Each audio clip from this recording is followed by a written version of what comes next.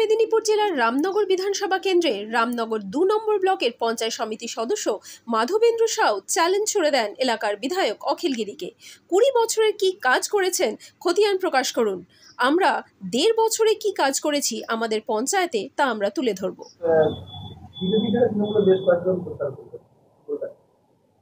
যেসব মেম্বাররা গেছে ওরা অনেকদিন আগে থেকেই পঞ্চায়েত গঠনের পর থেকেই প্রতিনিয়ত তৃণমূলের সঙ্গে একটা যোগাযোগ, নিজেদের ব্যবসা প্রতিপত্তি এগুলো বাড়ানোর জন্যই মূলত যাওয়া।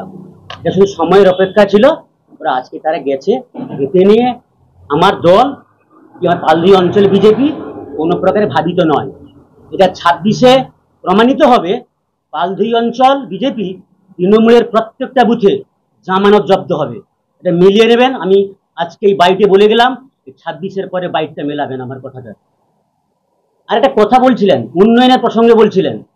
আজকে বিধায়ক হওয়ার পরে পালদি অঞ্চলের প্রতি বারে বারে বঞ্চনা।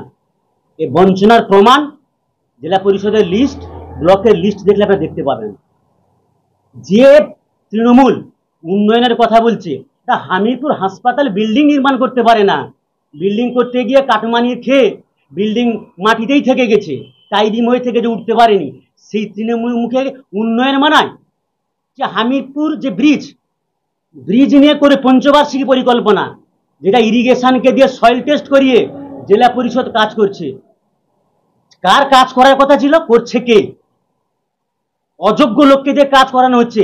যার পঞ্চবার্ষিক পরিকল্পনা ২৬-এ মানুষ দেখতে পাবেন যে হামিরপুর ব্রিজ নির্মাণ হয়েছে বলে। এই তৃণমূলের দুর্নীতির জন্য, সেই দুর্নীতি মাননীয় বিধায়ক অখিল গিরি, লোকাল পঞ্চায়েত প্রধান, দেপালপুরের প্রধান, সমস্ত তৃণমূল নেতারা স্বীকার করেছে যে হামিরপুর ব্রিজের কি দুর্নীতি হয়েছে।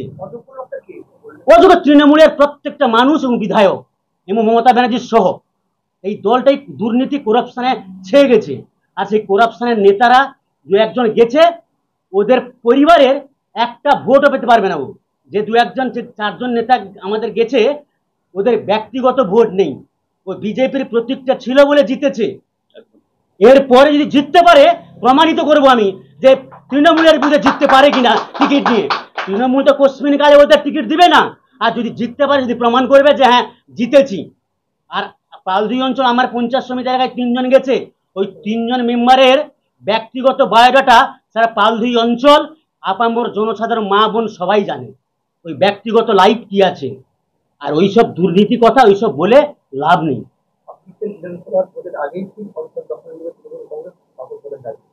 ওই দখল নিক, নকল নেওয়া তো অসম্ভব।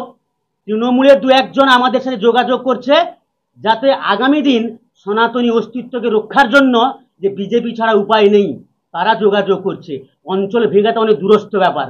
আর তারাই ২৬-এর রেজাল্টের পরের দিন রামনগরে রামরাজ্য তো প্রতিষ্ঠিত হবে, এটা ওভার স্যাঙ্গুইন, এই নিয়ে কোনো বিকল্প নেই। ২৬-এর রেজাল্টের পরের দিন বিজেপির পায়ের কাছে যদি না শুয়ে পড়বে, আমার নাম মাধবেন্দ্র সাউ, এটা বলে রাখলাম। আমার নাম মাধবেন্দ্র সাউ, রামনগর 2 পঞ্চায়েত সমিতির সদস্য।